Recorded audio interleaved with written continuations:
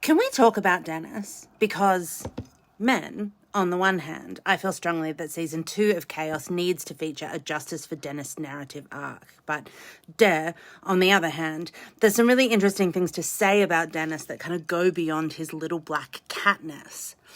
Dennis means follower of Dionysos, which I guess is why we get images of Dionysos carrying Dennis around in a cat pack.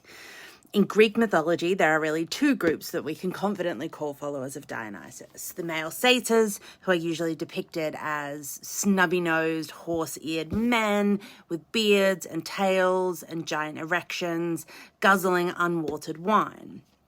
The other followers of Dionysus are the Maenads. These are mortal women, respectable, citizen women.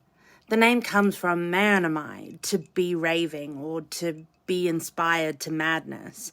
And it's where we get words like mania, which frankly is a word that could be used to describe parts of chaos. These women often were induced to madness through a mix of wine and group dynamics, which is to say that the dancing and revelry probably meant that these women, who were more used to being at home with their looms, egged each other on to the point where they were all frantic. We often see them in art wearing fawn skins and carrying the thyrsus, a long staff sometimes topped with a pine cone that was wrapped up in ivy leaves. And we also find them associated with cats. Big cats, like leopards and lions, and these cats are often no longer alive after their encounter with the Maenads. Dionysus, on the other hand, is often depicted either riding a chariot pulled by big cats or riding a cat itself.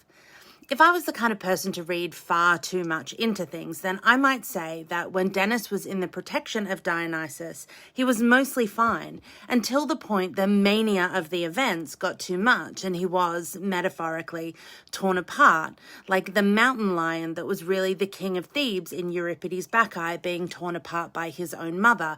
But let me know if you want to hear more about that. One thing is definite. We